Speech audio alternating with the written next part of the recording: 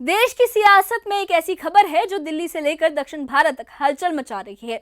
उपराष्ट्रपति चुनाव की सरगर्मियां अपने पूरे चरम पर हैं और एनडीए ने महाराष्ट्र के गवर्नर सीपी राधाकृष्णन को अपना उम्मीदवार घोषित कर दिया है।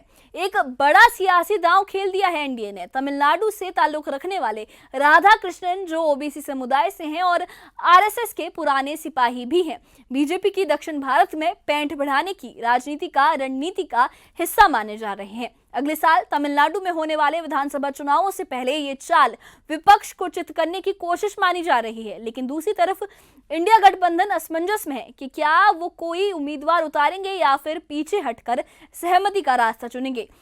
डीएमके, शिवसेना उद्धव गुट और एनसीपी शरद गुट जैसे दल जो हैं इस फैसले से दुविधा में है, क्योंकि राधाकृष्णन का तमिलनाडु और महाराष्ट्र से गहरा नाता है। बीजेपी की ये चाल बिहार और तमिलनाडु के सियासी समीकरणों को भी प्रभावित कर सकती है। आइए इस खास रिपोर्ट में हम आपको बताते हैं कि उपराष्ट्रपति चुनाव का ये सियासी रण कितना दिलचस्प और निर्णायक होने वाला है। देखिए ये खास रिपोर्ट।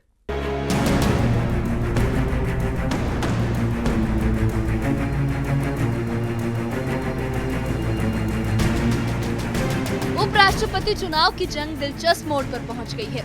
एनडीए ने महाराष्ट्र के मौजूदा राज्यपाल सीपी राधाकृष्णन को अपना उम्मीदवार घोषित कर दिया। बीजेपी अध्यक्ष जेपी नड्डा ने इसकी घोषणा की। राधाकृष्णन तमिलनाडु से आते हैं और ओबीसी समुदाय से हैं और आरएसएस से लंबे समय से जुड़े हुए हैं। वो 17 साल की उम्र से संघ के साथ हैं और जमीनी नेता के रूप में जाने जाते हैं।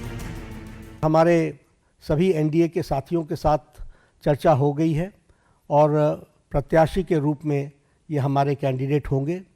हमारे आप सब के माध्यम से अपील है कि हमारे विपक्षी दल के साथ भी हम बात करेंगे, उनका भी हमको समर्थन मिले ताकि हम सब लोग मिल करके उपराष्ट्रपति पद का निर्विरोध चुनाव हो, ये हमारी आशा है।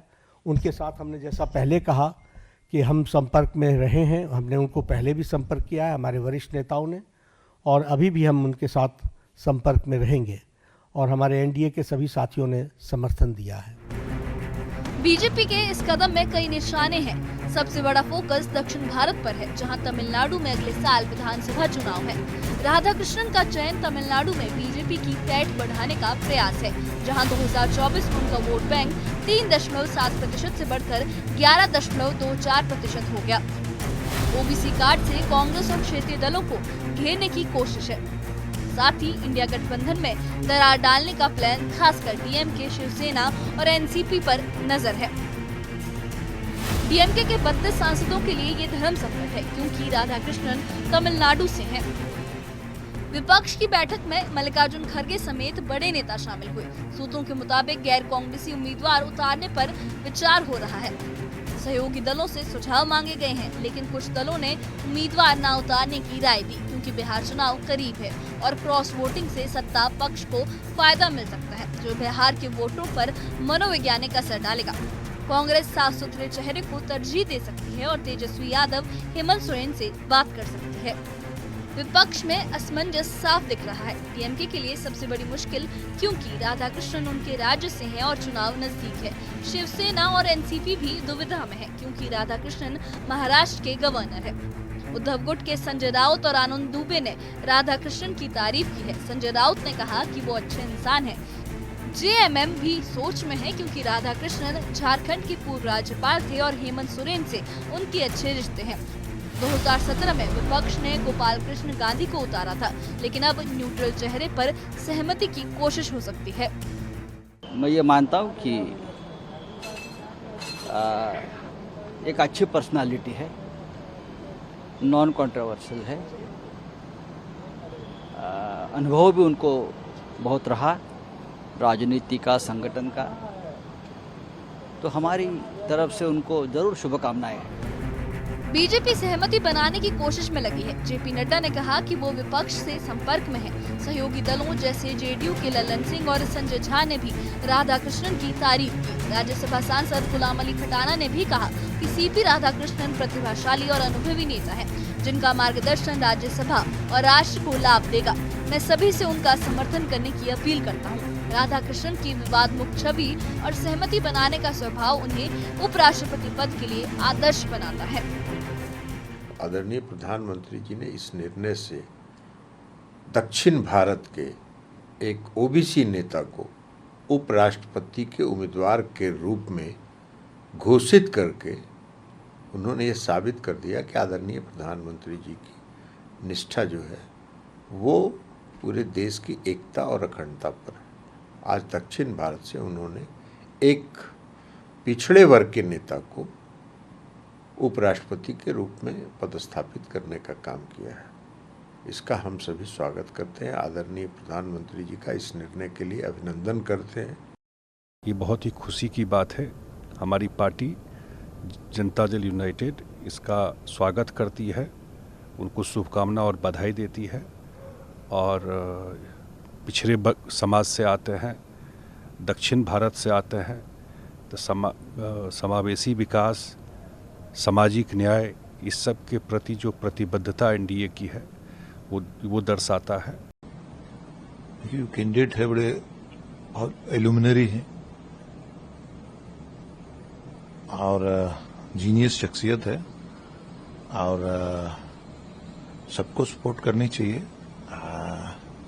देश के वाइस प्रेसिडेंट हैं, देश की दूसरी सबसे बड़ी कॉन्स्टिट्यूशनल पोस्ट होती है और लोकसभा के राज्यसभा के चेयरमैन होते हैं और बहुत अच्छा मूव है, बहुत बेहतरीन एक साफ शफाफ ट्रांसपेरेंट शफी वाले शख्सियत को लाया गया है। उपराष्ट्रपति चुनाव में एनडीए का दांव मजबूत लग रहा है, लेकिन विपक्ष की रणनीति अभी साफ नहीं। दक्षिण भारत और ओबीसी फोकस से बीजेपी ने राजनीतिक लाभ उठाने की कोशिश की है, जबकि विपक्ष क्रॉस वोटिंग और चुनावी असर से चिंतित है। आखिर में सहमति बने या जंग हो, ये चुनाव राजनीतिक समीकरणों को नई दिशा दे सकता है। Bureau report, news 18।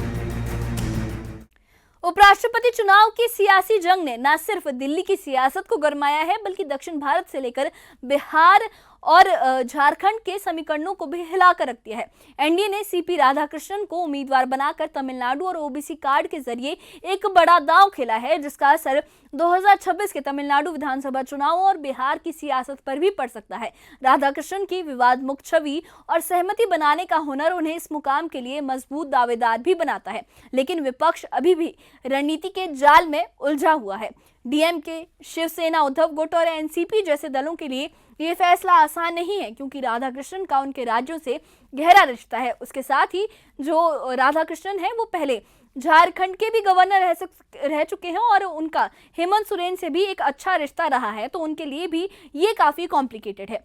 क्या विपक्ष कोई गैर कांग्रेसी न्यूट्रल चेहरा लाएगा या फिर क्रॉस वोटिंग के डर से पीछे हटेगा? ये सवाल अभी हवा में तैर रहा है। इस सवाल का जवाब मिलना बाकी है। बीजेपी की सहमति बनाने की कोशिश और विपक्ष की इस दुविधा इस चुनाव को और रोमांचक बना रही है। इस बारे में आपकी क्या राय है? हमें कमेंट बॉक्स में अपनी राय जरूर बताइए और इससे जुड़े अपडेट्स के लिए और ऐसी ही खबरों के लिए हमारे चैनल के साथ बने रहिए। हमारे चैनल को सब्सक्राइब करिए। शुक्रिया।